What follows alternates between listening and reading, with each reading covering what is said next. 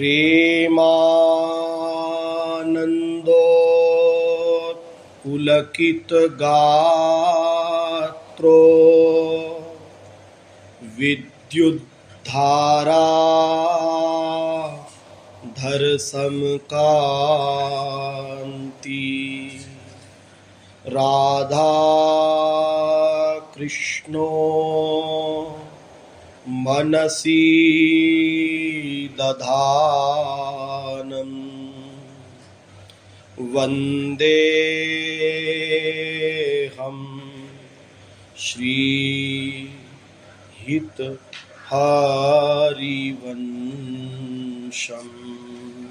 यस्याः कदापि वसनाञ्चल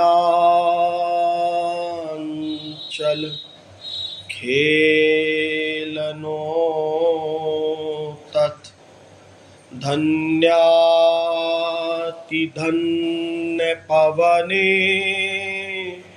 न कृतार्थमानि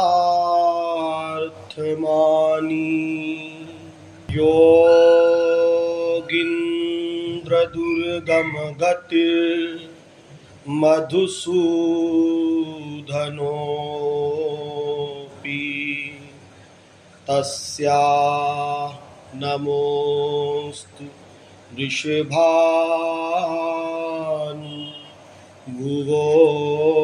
दिशेऽपि।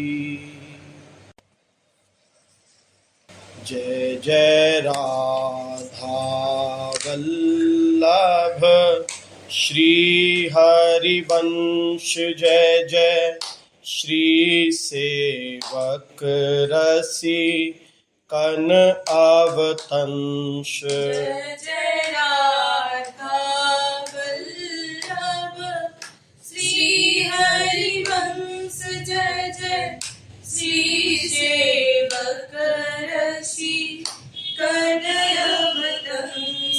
जय जय राधा वल्लभ श्री हरिवंश जय जय श्री सेवक रसी कन अवतंश। जय जय राधा वल्लभ श्री हरिवंश जय जय श्री सेवक रसी कनय अवतंश। जय जय राधा वल्लभ श्री हरिवंश जय जय श्री सेवक रसी कन अवतंश। जय जय राधा वल्लभ श्री हरिवंश जय जय श्री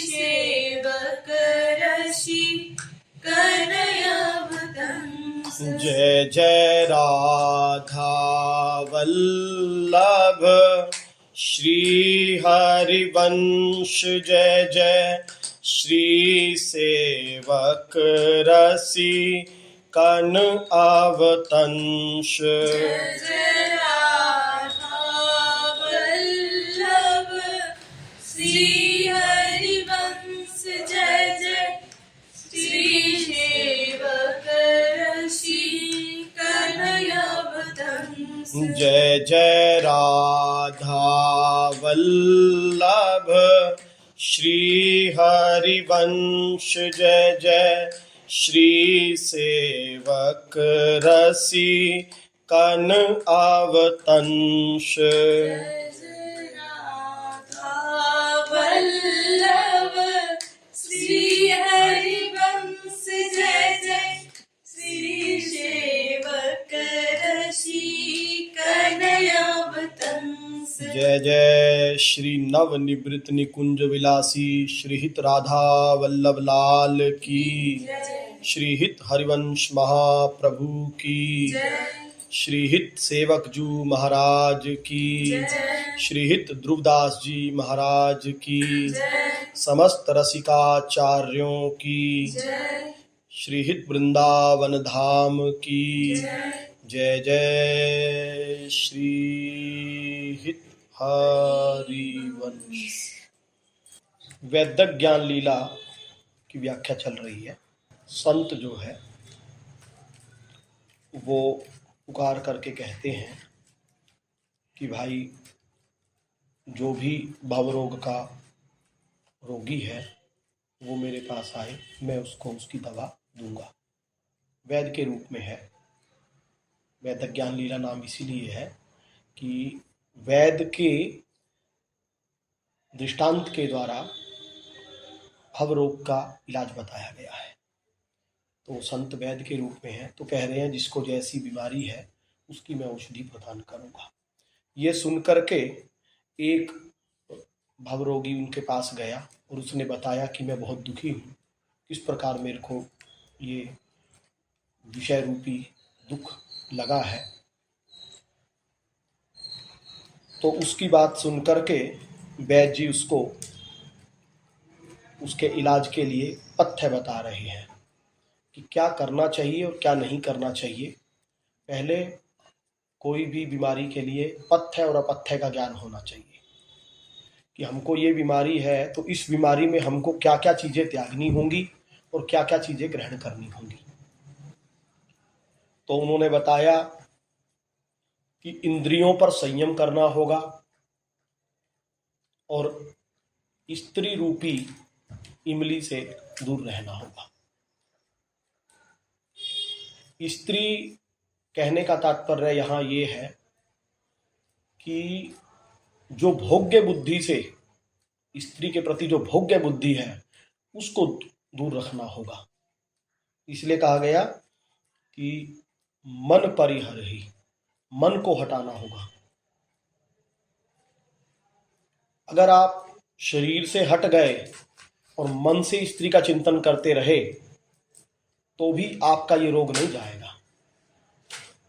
भोगे हुए विषय का चिंतन करना या जिसको भोगा नहीं है उसका चिंतन करना, तो जब ऐसे चिंतन भोग्य बुद्धि से स्त्री का करेंगे तो कभी भी इस रोग से मुक्त नहीं हो पाएंगे। हर स्त्री के प्रति या तो मातृ बुद्धि या पुत्री की बुद्धि, बेटे की बुद्धि या बहन की बुद्धि ऐसा होना चाहिए।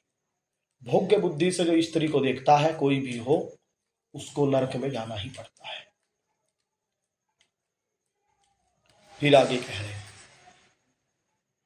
लोभ खटाई मोह मिठाई दही क्रोध के निकट न जाई।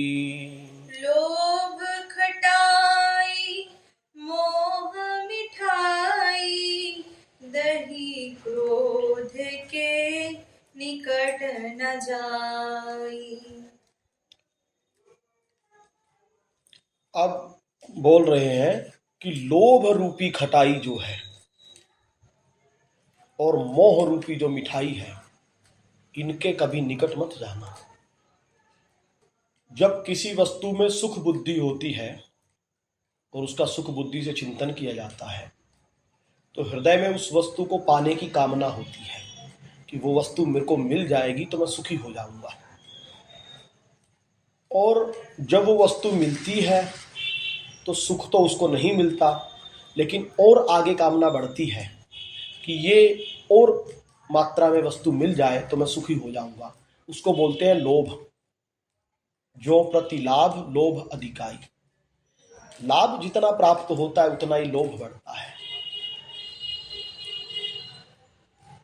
और लोभ को भगवत ऋषि जी लोभ के विषय में कह रहे हैं, लोभ है सर्व पाप को मूल, जैसे फल पाछे को लागे पहिले लागे फूल।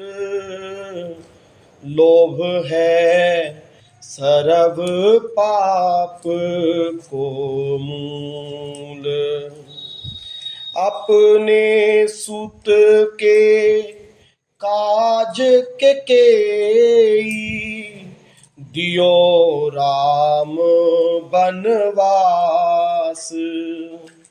भरता मर्यो भरत दुख पायो, सहो जगत उपहास।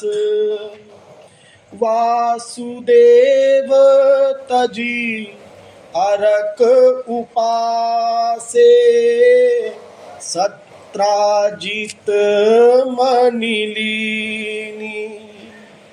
बंधु सहित भयो निधन, अपनो निंदा सब ही कीनी। भगवत रसिक संग जो चाहे, प्रथमे लोभे त्यागे। देह गेह सुत संपत्ति दारा, तब हरि सो अनुरागे।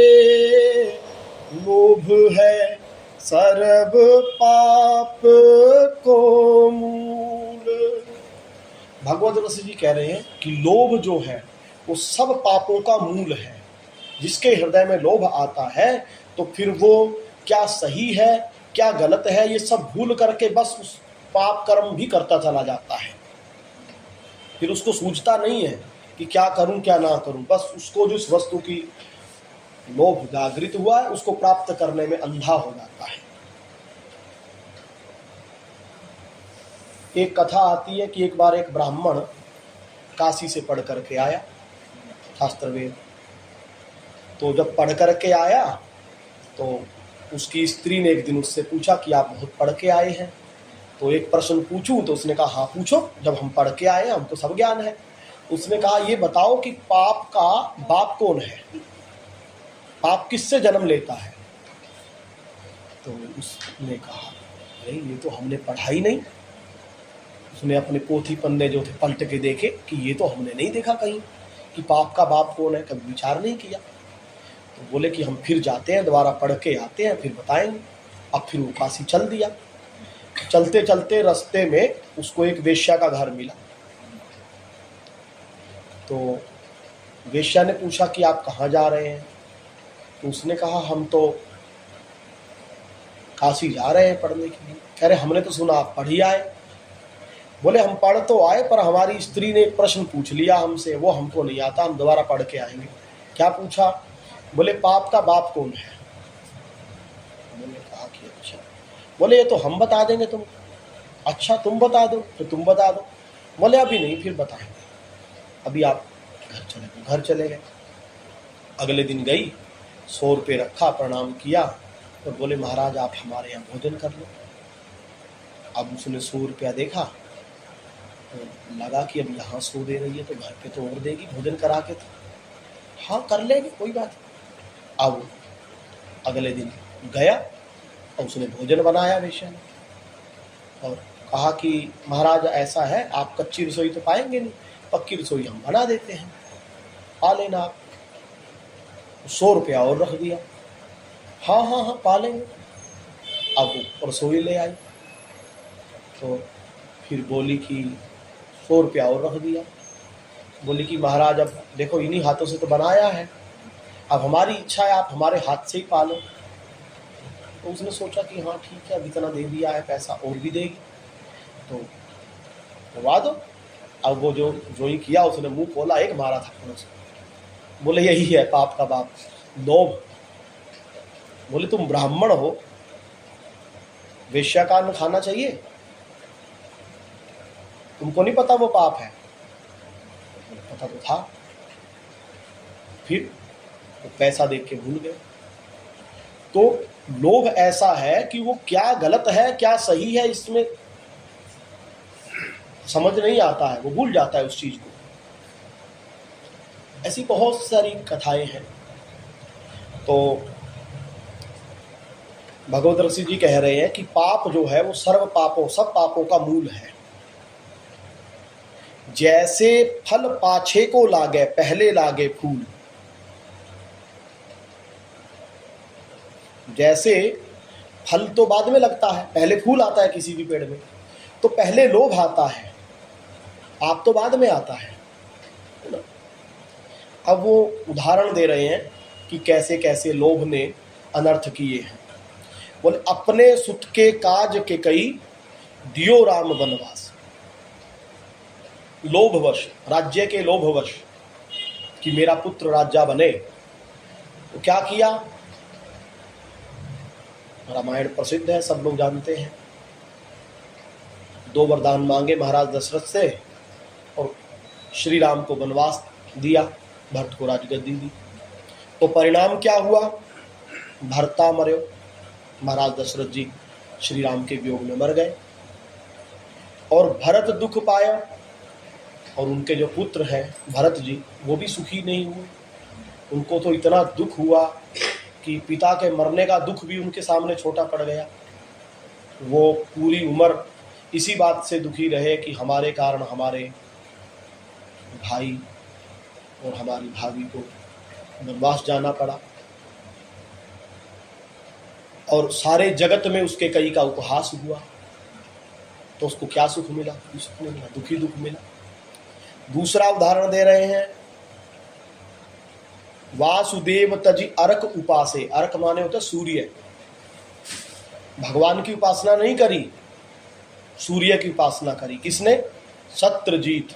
सत्यजीत ने सूर्य की उपासना करी,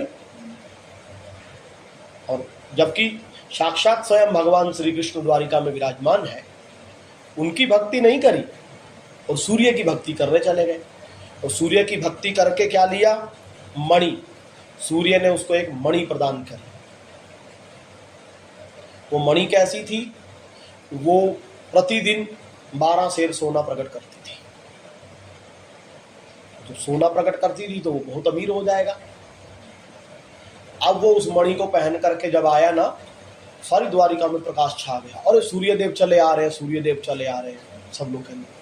श्री कृष्ण हंस दिए। श्री कृष्ण ने बोला नहीं, सूर्यदेव नहीं है, वो सत्यजीत है, वो तपस्या करके सूर्य से मणि लाया है। तो भगवान ने उसको बुलाया और कहा देखो भाई, ये मणि जो है बड़ी कीमती है, ये तुम मत रखो, तुम इसको हमारे यहाँ खजाने में जमा कर दो, और जो इसका सोना होगा वो हम तुमको देते रहेंगे। इस प्रकार तुम्हारी सुरक्षा बनी रहेगी। नहीं तो मणि के लोभ से कुछ भी आपको हो सकता है। तो उसने मना कर दिया कि ना। अरे, और सब जगह प्रचार करने लगा कि देखो ये कितना लोभी है श्री कृष्ण, हमसे मणि मांग रहा है हमारी, हम थोड़ी देंगे, मणि से तो हमारा यश है। तो कहा ठीक है भाई, मत दे। अब उसका भाई जो था वो पहन करके गया मणि एक दिन शिकार खेलने। अब वो खेलने गया तो वहां उसको शेर ने खा लिया। अब जब शेर उसको मार दिया तो वो शेर जा रहा था मणि लेके, तो जामवंत जी मिल गए और जामवंत जी ने शेर को मार दिया और वो मणि ले गया।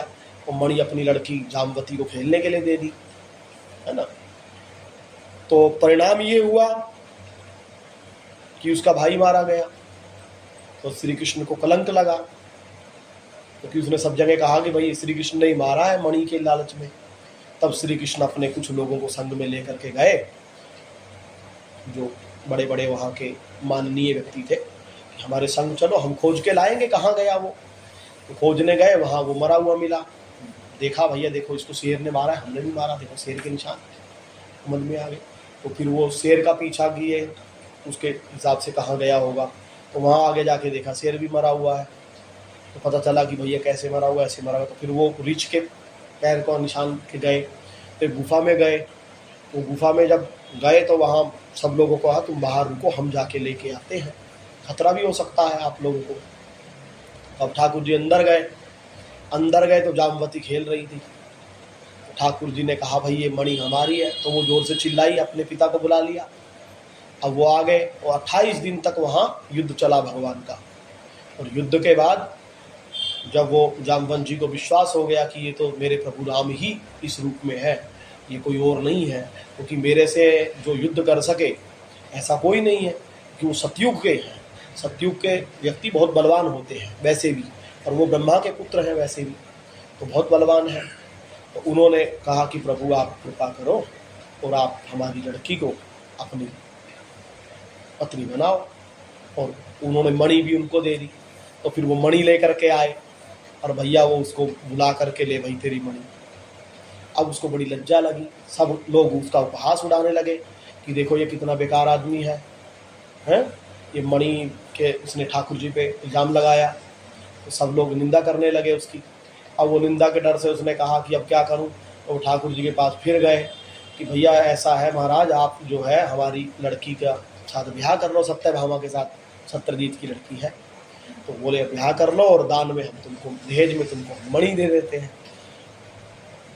तो देखो वो लोभ जो उसने किया उसके कारण क्या हुआ, दुख पाया। उसका भाई बंधु मरा और उसका जगत में उपहास हुआ, लोभ के कारण ही तो हुआ। भगवत रसिक जी कहते हैं कि संग जो चाहे प्रथमे लोभ है त्यागे। जो भगवान की भक्ति करना चाहते हैं, संतों का संग करना चाहते हैं, पहले वो लोभ त्यागें। देह गेह सुत संपत्ति दारा तब हरिसो अनुरागे। देह में, गेह में, पुत्र में, संपत्ति में और दारा में, जो ये इनका लोभ है ना, आसक्ति होने के कारण सुख बुद्धि इनका लोभ है, तो इनको पहले छोड़ दो, फिर भगवान से प्रेम कर पाओगे। अगर मन इसमें रहेगा तो एक ही तो मन है, फिर वो कैसे प्रेम करेगा, प्रेम तो नहीं कर पाएगा ना। और लोभ के हर जगह दुष्परिणाम ही होते हैं। एक कथा आती है कि एक राजा था, सृंजय नाम था उसका। अब उसने क्या किया कि नारद जी उनके यहाँ आए, तो वहाँ नारद जी से मिलके उसने कहा कि भाई हमको पुत्र नहीं है, कृपा करो ऐसा। तो उसने कहा भगवान का भजन कर, तो भगवान प्रकट हुए।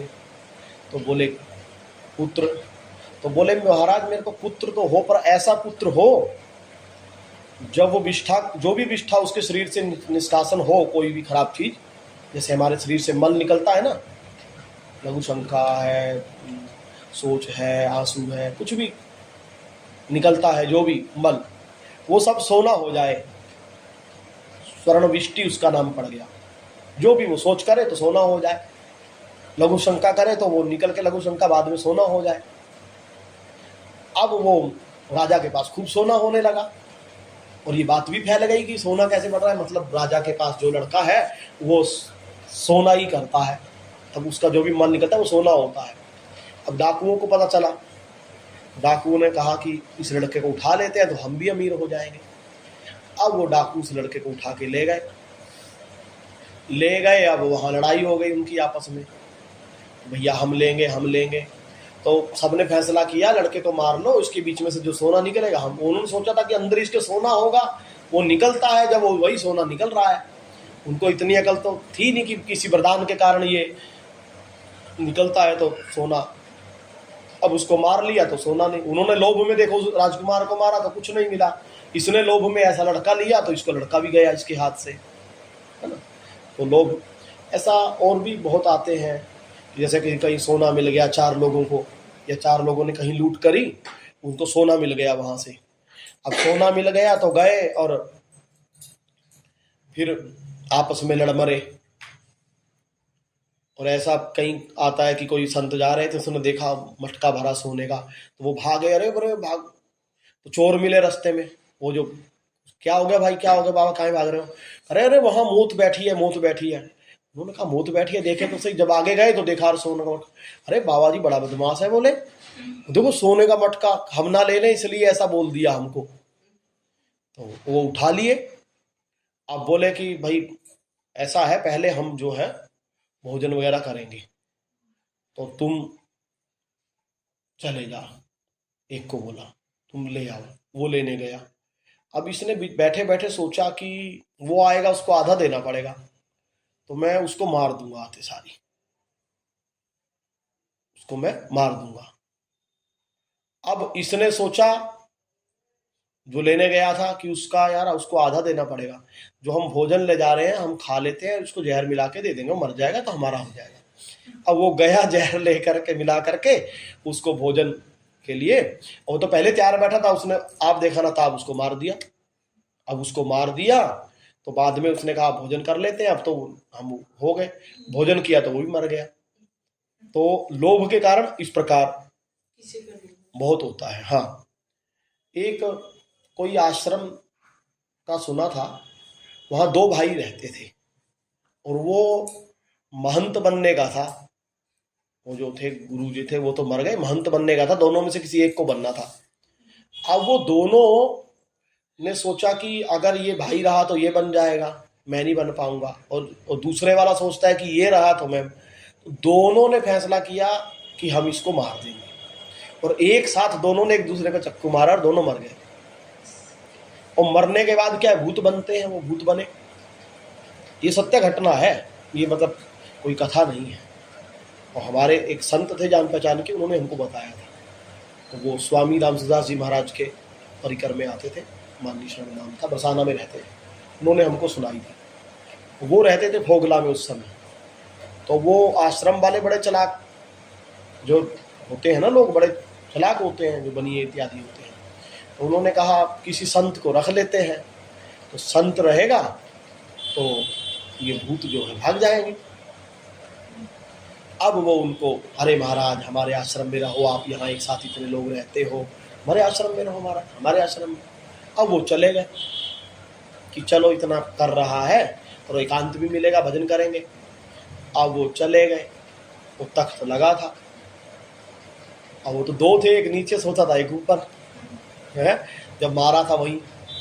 अब वो वही कमरा उनको खोल दिया, कर दिया, वो लेटे। वो जो ही सोए और वो भैया उसके ऊपर आके बैठ गया। उसने उसको हटाया, भजन की करन में बैठा। जब भजन में बैठे तब तो पास ना आ पाए, और जब सोने लगे तब फिर आ जाए। तो वो रात भर तो करते रहे। सुबह वो निकले बाहर तो वो जो और लोग थे वो हंस रहे थे कि बाबा जी तो जिंदा है ना। तो उसने पूछा तो सबका बतावे ना कोई, तो उसको समझ तो आ गया था कुछ गड़बड़ है। अब उसने उसको बुला के पूछा कि सच सच बता क्या बात है। कुछ नहीं महाराज। अरे कुछ नहीं क्या, बताओ, हमको पता चला है कुछ, हमको ऐसा ऐसा हुआ। बोले हाँ महाराज ऐसा हो गया था। तो कहने का मतलब लोभ के कारण देखो प्रेत बनना पड़ता है। तो इस प्रकार लोभ जो है वो सब पापों का मूल है। तो इसीलिए बोला जा रहा है, इन्होंने कहा कि भाई लोभ रूपी जो खटाई है उससे, और मोह रूपी मिठाई। मोह कहते हैं शरीर को मैं मान करके संसार के व्यक्ति वस्तु स्थान इत्यादि में सुख बुद्धि होने के कारण उसमें मोह हो जाता है, ममता, कि ये हमारे पास बना रहे ताकि हमको सुख मिलता रहे। आप किसी वस्तु में सुख मान लिया और वो वस्तु हमारे पास बनी रहे, उसको मोह बोलते हैं।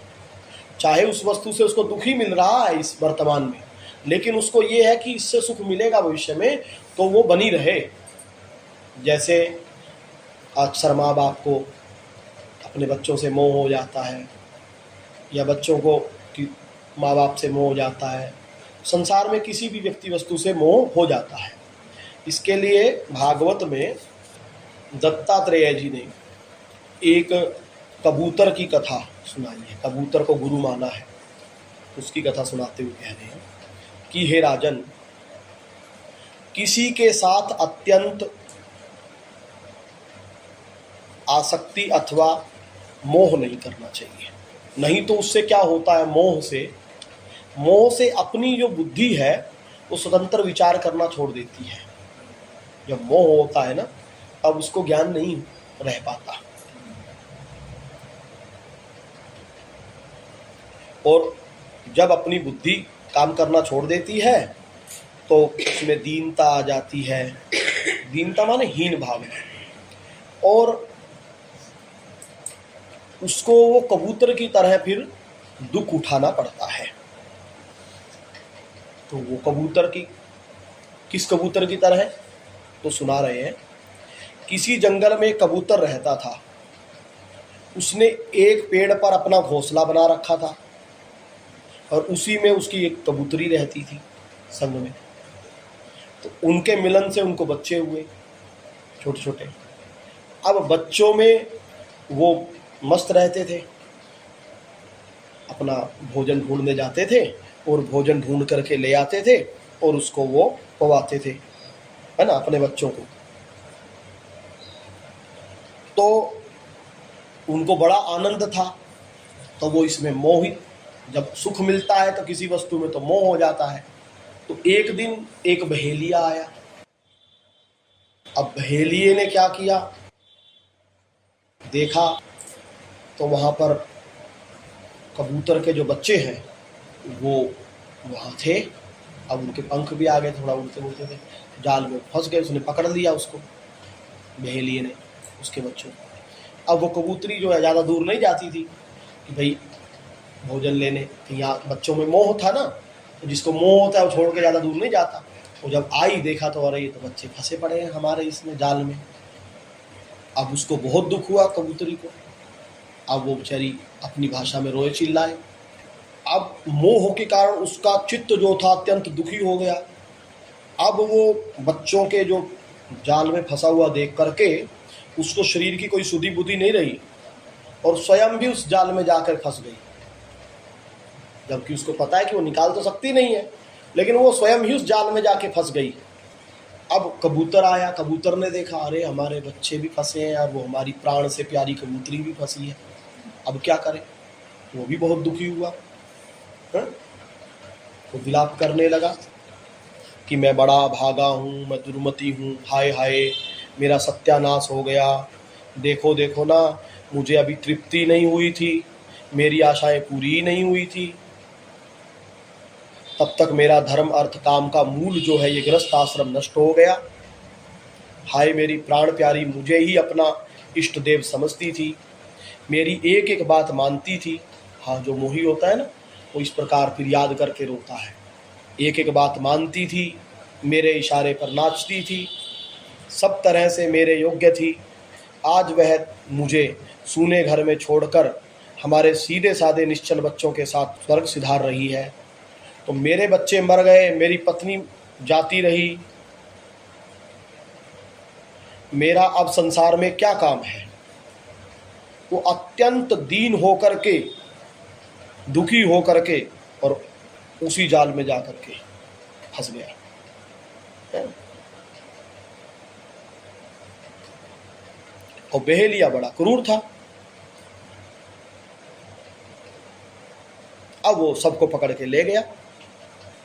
तो कह रहे हैं इससे हमको शिक्षा यही मिलती है इससे कि ये मनुष्य का शरीर जो है ये खुला मुक्ति का द्वार है। जो इसको पाकर के भी कबूतर की तरह घर गृहस्थी में मोह करता है तो वो इस शरीर को पाकर के भी फिर से 84 लाख योनियों के चक्कर में उसको जाना पड़ता है। इसीलिए मोह से दूर रहना चाहिए। मोह जो है वो बंधन का मुख्य कारण बन जाता है। दही क्रोध के निकट ना जाई, लोभ मोह और फिर बोल रहे क्रोध के निकट ना जाई। क्रोध जो है वो भी बंधन का पूर्ण कारण है। क्रोध और लोभ की जननी तो कामना ही है। गीता जी में भगवान ने एक श्लोक बोला है, उसमें कहते हैं कि जब मनुष्य विषयों का चिंतन करता है तो उससे, जब सुख बुद्धि से किसी व्यक्ति वस्तु स्थान का चिंतन करता है तो क्या होता है, उसमें उसकी आसक्ति हो जाती है, सुख बुद्धि हो जाती है। आसक्ति होने से उस वस्तु की कामना उत्पन्न होती है। सुख बुद्धि से चिंतन किया, आसक्ति हो गई कि ये वस्तु हमको मिल जाए तो हम सुखी हो जाएंगे। अब वो कामना हुई उस वस्तु को प्राप्त करने की, तो उसके लिए प्रयत्न करता है। प्रयत्न किया, वो वस्तु अगर उसको मिल गई तब तो फिर लोभ बढ़ता है, और वो वस्तु नहीं मिली तो फिर जो उस वस्तु को प्राप्ति में बाधा थी, अगर बाधा बहुत बलवान है तो भय रहता है उस वस्तु, उस बाधा के कारण। और मन में आता है क्रोध उसके प्राप्त ना होने पर। और क्रोध जब आता है तो क्रोध माने क्या है? अग्नि जल जाना हृदय में।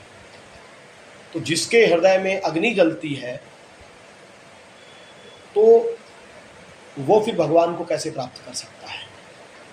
भाई भगवान कहाँ रहेंगे? शीतलता में। तो अब जब क्रोध आ गया तो वो बैरी का चिंतन करेगा, जिसने उसमें बाधा पहुंचाई है, उसके सुख में, उसके अभिमान में, तो उसका चिंतन करेगा, उसको कैसे मारूं, कैसे नष्ट करूं।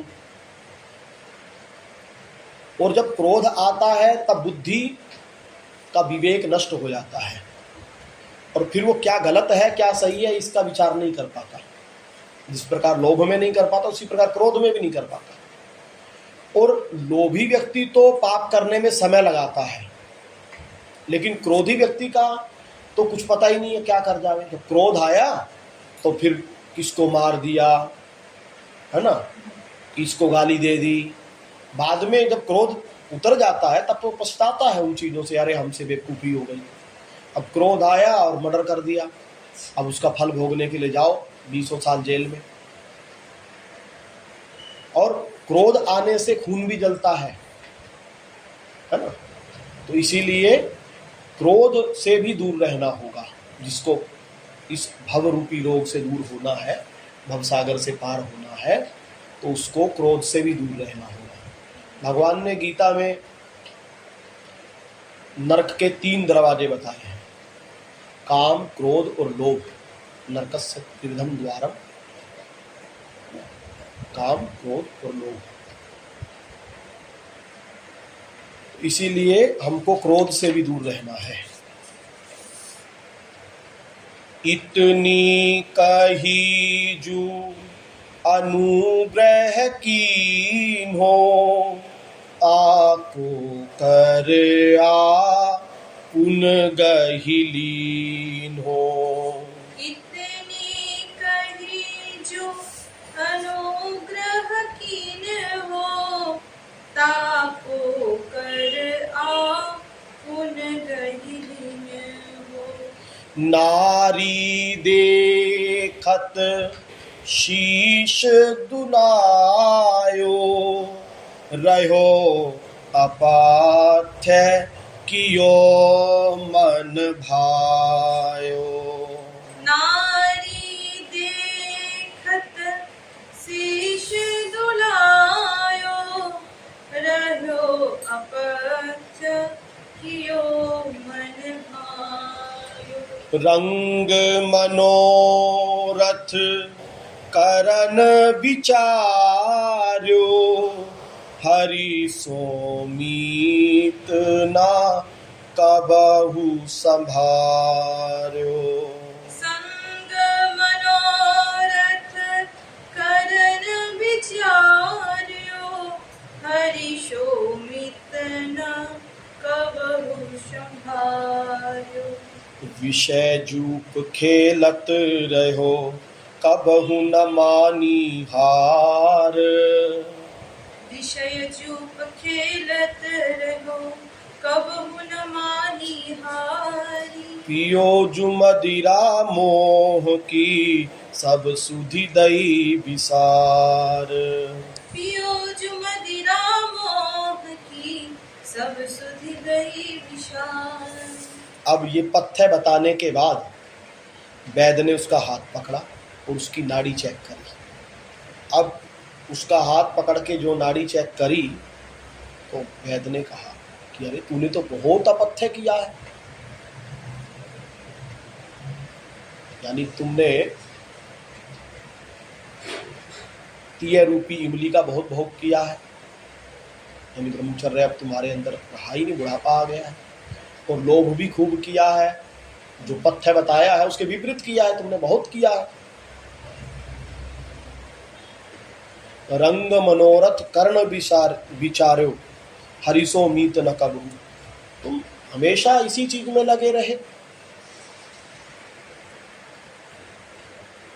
कि ये विषय भोग लूं, ये विषय भोग लूं, है? संपूर्ण जीवन तन से, मन से, प्राण से बस इन विषयों में ही मगन रहे।